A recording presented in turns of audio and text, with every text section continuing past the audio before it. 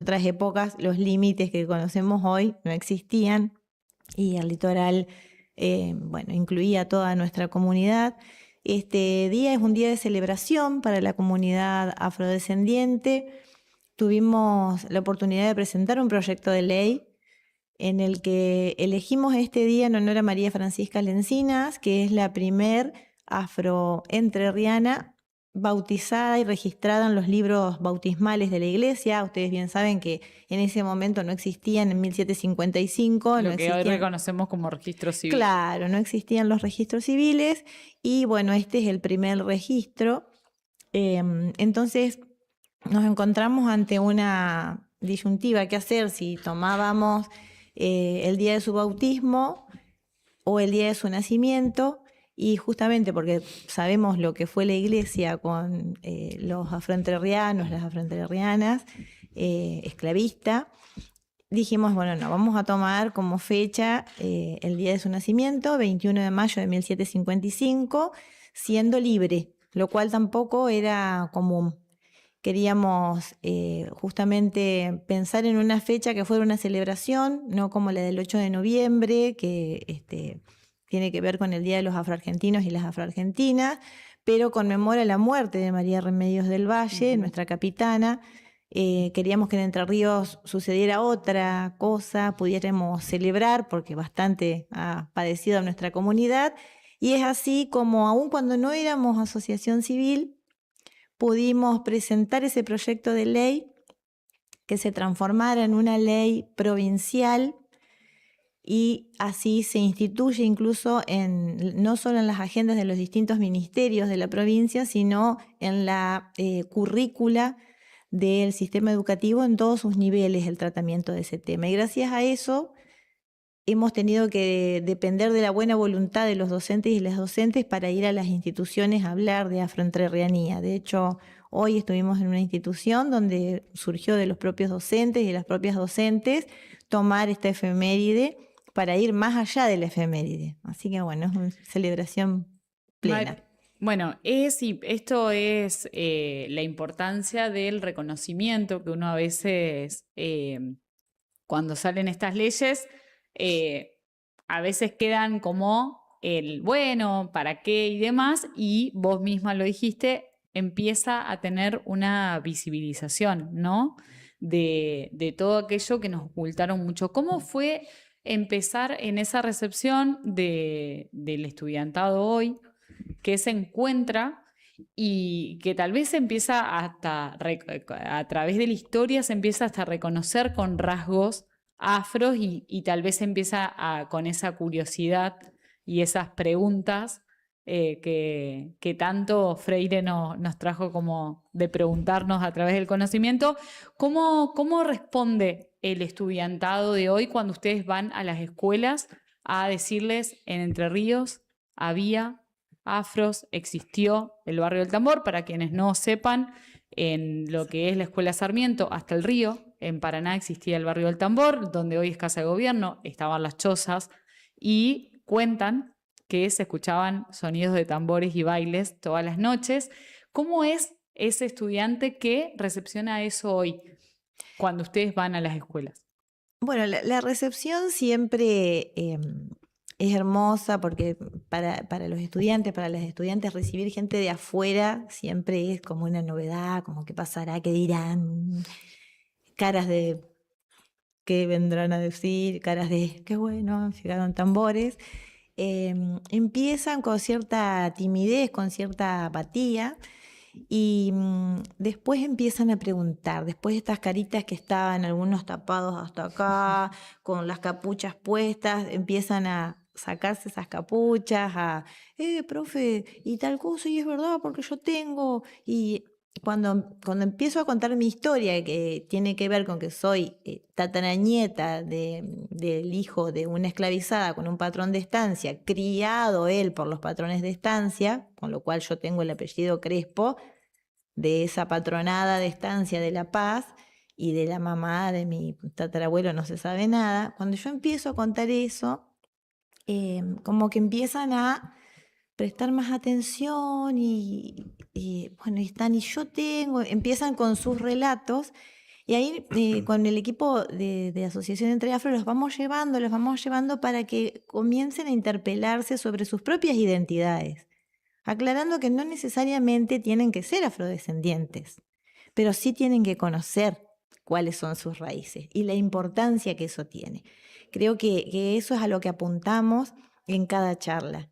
Después surgen otras, ellos se acercan, quieren contar, incluso surgen historias de cosas que suceden en la ciudad que no sabemos, que hay lugares donde se practica la religiosidad umbanda, que hay gente que es afrodescendiente y le da vergüenza todavía decirlo, porque bueno, ahí el racismo está muy presente. Es algo que en general a mí no me sucede porque yo no respondo al fenotipo del afrodescendiente que la gente espera encontrarse.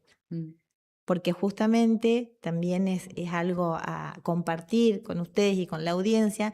Desde 2001 existe la categoría de afrodescendiente que se acuñó en la Conferencia Internacional de Durban en Sudáfrica.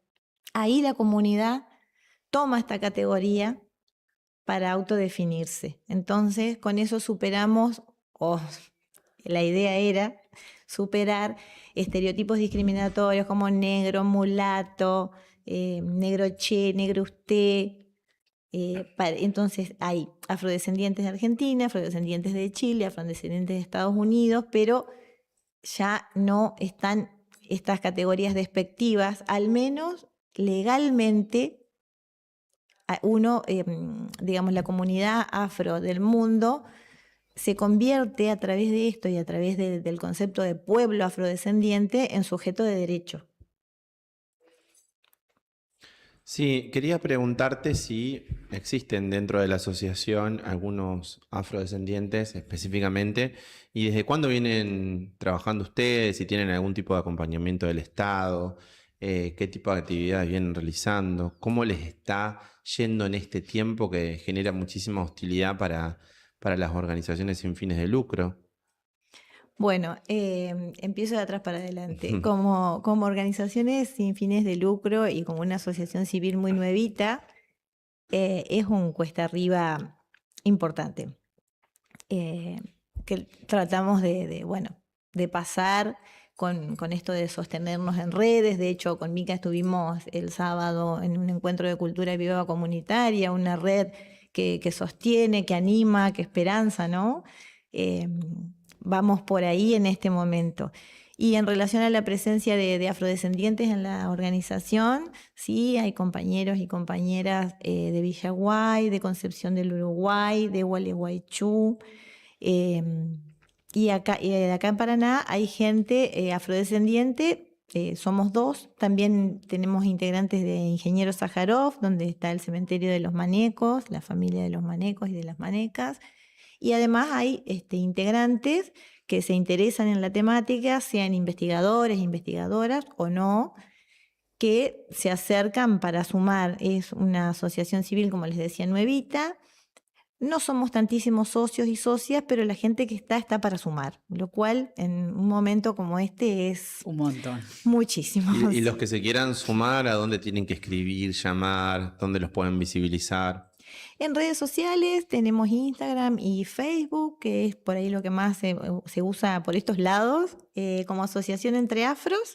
Se comunican, nos escriben, ahí aparece todo, el teléfono, el correo electrónico, si alguien se maneja con correo electrónico. Y nosotros le vamos a estar respondiendo a la brevedad para familiarizarse con la temática. Mucha gente escribe, mucha gente se interesa, quiere saber cómo pueden conocer sus antecedentes. Nosotros no tenemos, trabajamos con investigadores, con investigadoras, pero no tenemos un banco de datos, porque en realidad no existe.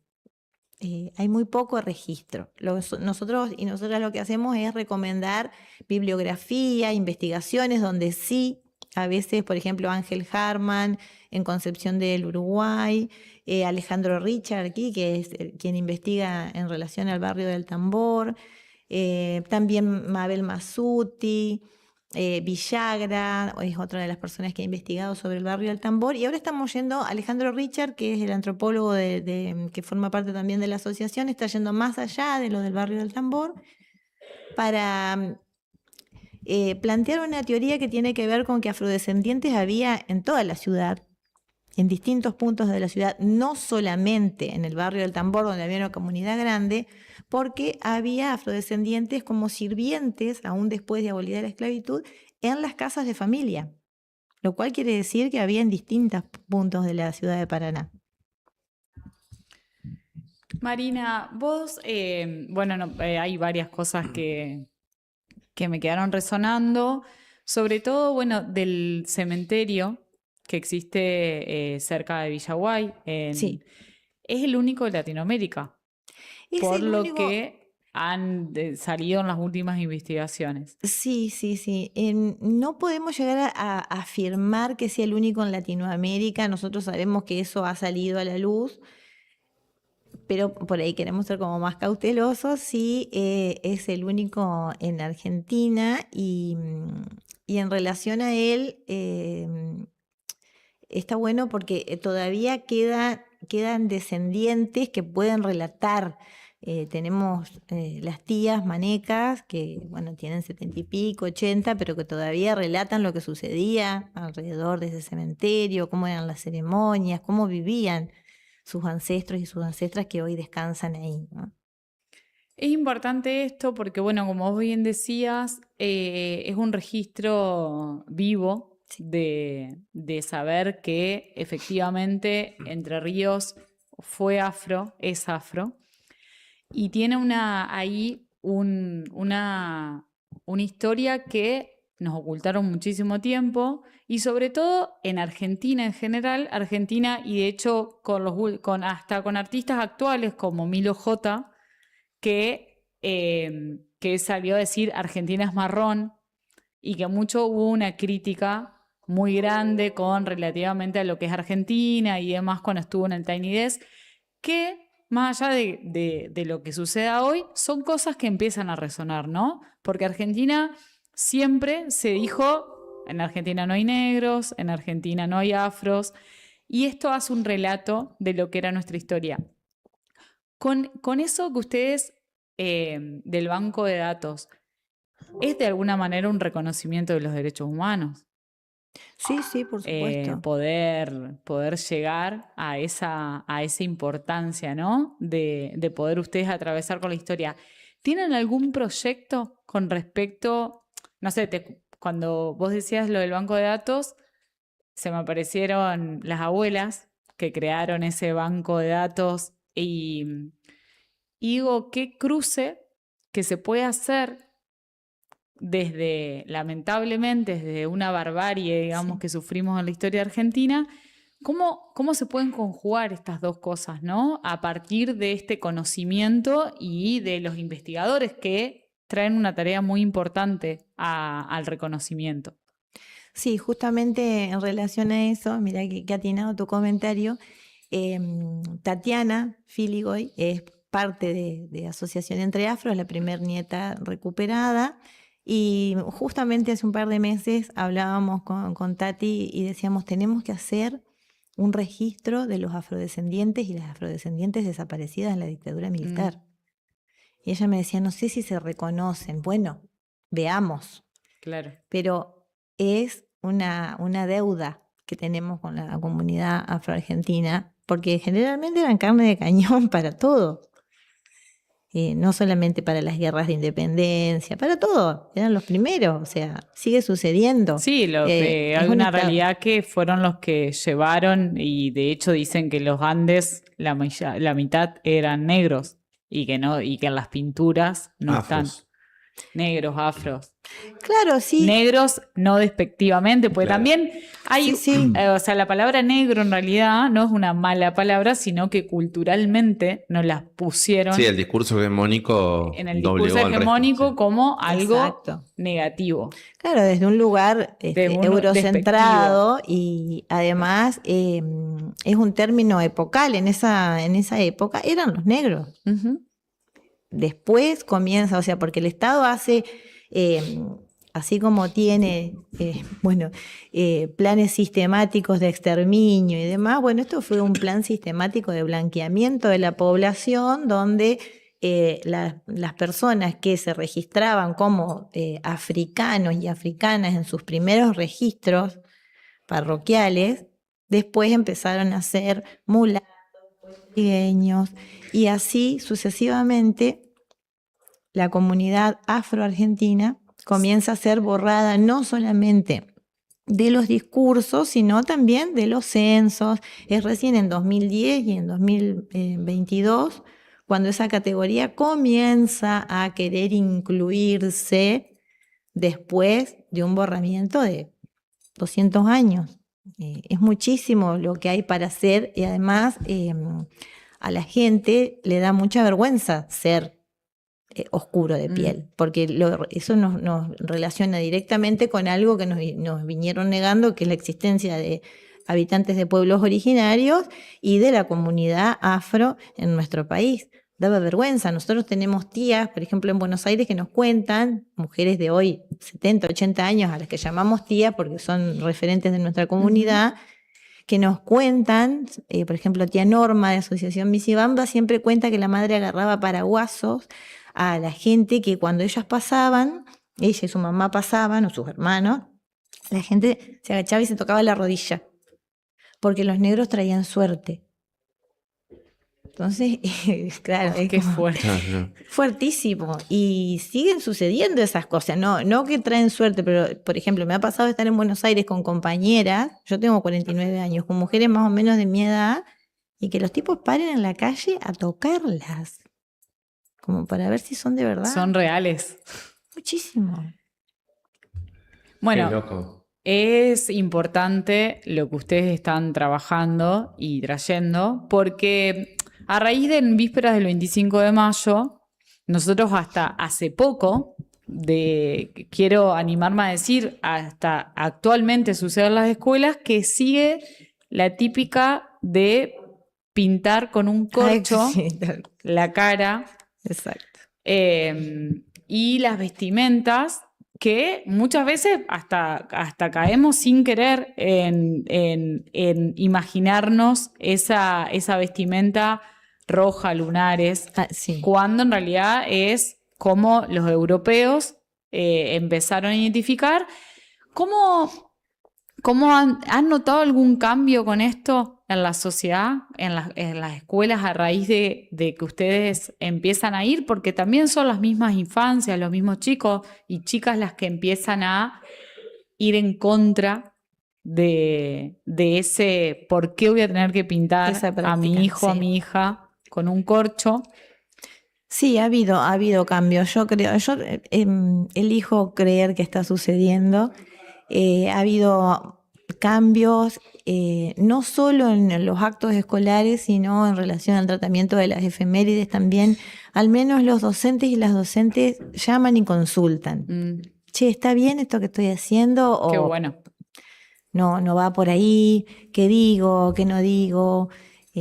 Ustedes quisieran venir a comentar por qué. Sí, hay como mucho más apertura. Y yo creo que hay mucho respeto a raíz no solamente a raíz del trabajo de la asociación, sino a raíz de las organizaciones afroargentinas a nivel nacional, que estamos trabajando, si bien cada una en sus provincias, pero tenemos un colectivo que nos reúne, donde no todo es maravilloso, donde tenemos grandes debates, grandes discusiones, pero sabemos cuál es la causa común.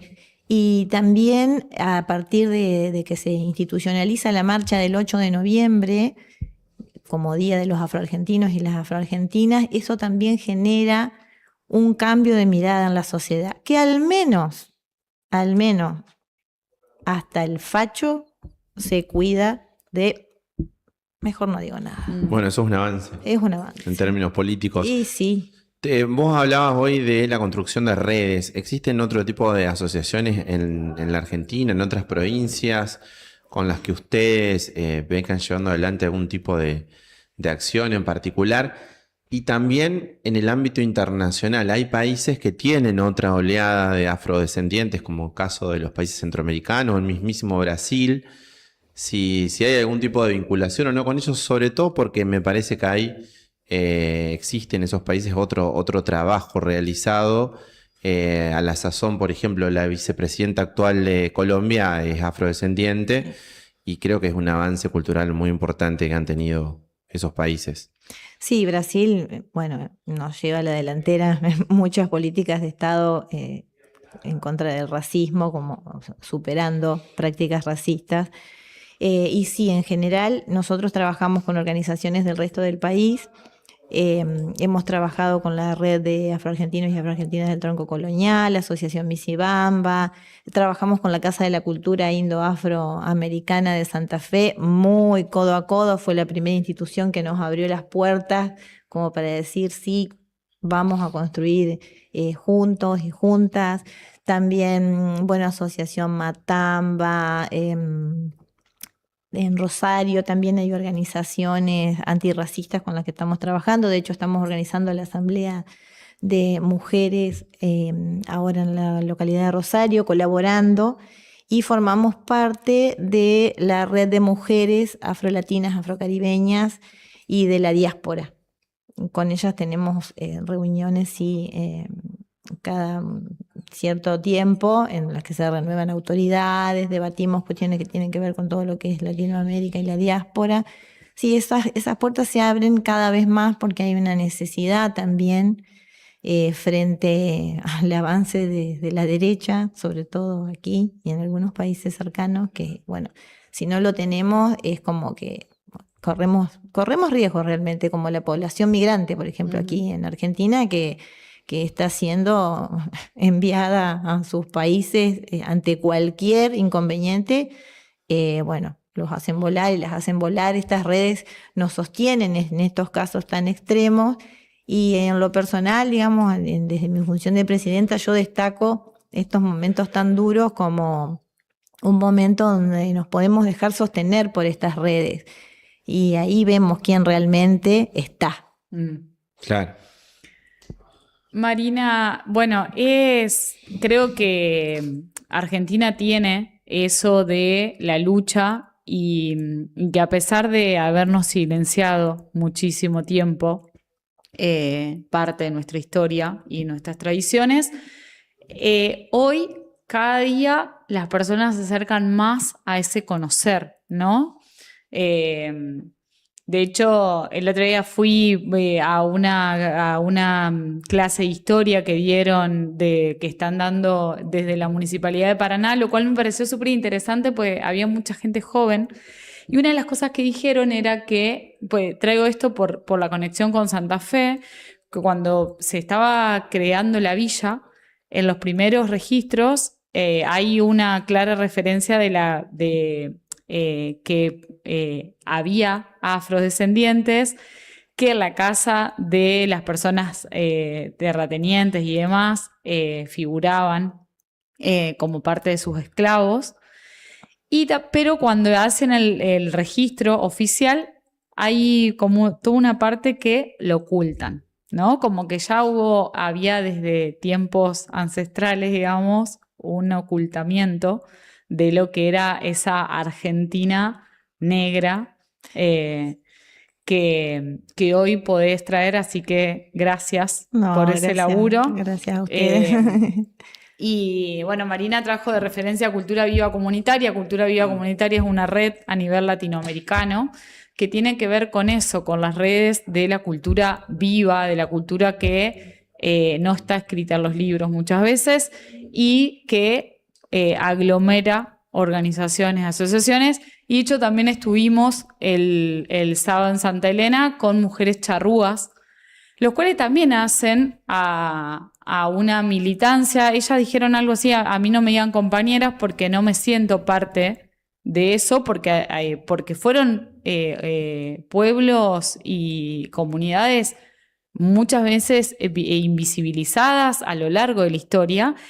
Y cuando la escuchaba Marina, me traía el recuerdo también de la lucha feminista, porque la lucha feminista al principio de la red, digamos, que nace en Estados Unidos, también dejaba fuera sin reconocer a esas mujeres negras dentro de la comunidad feminista, porque hay una lucha que es clara, digamos, las mujeres blancas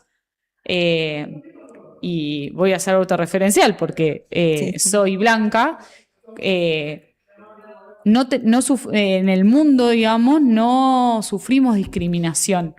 Entonces, en las luchas de los inicios del feminismo, también estaba el hecho de decir, no solamente, digamos, estamos luchando por el acceso de las mujeres a determinados lugares, sino también reconocer que la mujer blanca, cuando se lograron algunos derechos, la mujer blanca tuvo mayores privilegios. Sí, y eso no lo podemos negar porque hasta el día de hoy existen comunidades donde hay mujeres que luchan triplemente, digamos, luchan por el hecho de ingresar, por el hecho de ser negra, por el hecho de ser mujer, y muchas veces por el hecho de pertenecer a una determinada comunidad. Sí, de clase. Entonces también es reconocer que si bien se han logrado muchos derechos, todavía queda mucho por hacer, y sobre todo romper con eso que todavía arrastramos de que sí, que hubo una militancia feminista alrededor de los 60, 70, que discriminó sin querer, quizás, Sí, posiblemente. a no entender que era una lucha, que no era lo mismo ser mujer blanca que ser mujer afrodescendiente, mujer de una comunidad charrúa y demás. Hoy, acá cerquita, tenemos una comunidad charrúa. Y hay una gran parte de la población que todavía lo desconoce, Sí. a esa lucha de esas mujeres. Y me parece interesante traer, porque más allá de que su frase "a mí no me digan compañera", a veces choca cuando uno empieza a ver más atrás de la historia y de la discriminación que han tenido esas comunidades.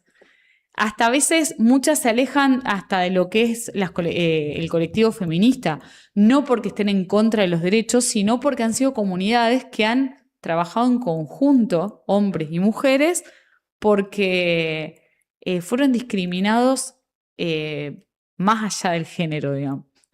Entonces es importante traerlo porque al día de hoy todavía estamos luchando por esto y es importante que ojalá que las escuelas cambien su currícula y organizaciones y asociaciones empiecen a cambiar un poco el camino de la historia. Así que gracias No, por el gracias trabajo. a ustedes, a la audiencia. Gracias, ¿Tienen Marina. alguna actividad para mañana, para conmemorar? Este año vamos a hacer una celebración totalmente distinta. Porque bueno, como ustedes saben, en las asociaciones tenemos reuniones, debatimos, no siempre estamos todos y todas de acuerdo. Y este año veníamos siempre con charlas, con encuentros y un territorio. Bueno, entonces a partir del 21 hasta el 31 vamos a hacer una colecta solidaria que va a ser como nuestra marca de celebración de aquí en adelante, los 21 de mayo. Vamos a hacer colectas solidarias para distintas organizaciones, barrios de la ciudad, que es donde vive nuestra comunidad, aunque no se autoperciban afrodescendientes, en los márgenes de la ciudad. En este caso vamos a hacer una campaña solidaria donde vamos a estar recolectando alimentos no perecederos, vestimenta y calzado para la comunidad de la Biblioteca Pedro Lemebel de Barrio El Sol. Esto se va a estar recepcionando en calle Tucumán 420, que es un local comercial que es bastante accesible y además por el horario comercial la gente se va a poder acercar de mañana, de tarde. Sí, esa va a ser nuestra celebración, lo cual nos llena de orgullo porque a veces uno en la batalla diaria, como decíamos, de sostener las asociaciones y demás, y de informar y de que la gente sepa que estamos, que existimos, perdemos un poco la pata del territorio, que es donde justamente, como decía, habitan nuestras comunidades. Bueno, esto es un intento de dar una vuelta de tuerca a la cuestión y posicionar y bueno, celebrar desde otro lugar y en comunidad. Bueno, hermoso. Así que Tucumán 420. Para llevar calzado, ropa y alimentos no perecederos. Exactamente. Perfecto. ¿Días y horarios? Días y horarios de martes a sábado en horario de comercio. Recordá, por favor, las redes sociales. que Las yo sé redes que nos sociales nombraste. nos buscan en Facebook e Instagram como Asociación Entre Afros y ahí aparecemos enseguida. Eventos y se pueden contactar Sí, con ahí ustedes. estamos publicando, bueno, de hecho, que estamos acá, estamos compartiendo todo lo que está sucediendo y, bueno, esto de la campaña sale mañana. Los invitamos y les invitamos a colaborar, bueno, a mirar un poquito más allá de la propia realidad. Siempre aclaramos que sea, por favor, ropa y calzado en buen estado. Claro. Sí. Importantísimo Porque, eso. Nada de claro, hacer limpieza de ropero. Sí. Las remeras con agujeros para trapo. Sí, que sigan de trapo. Y- Justamente apuntamos a que esto contribuya a que otras personas, bueno, no pasen frío, estén con los pies calzados, tengan que comer, pero dignamente. Muy bien.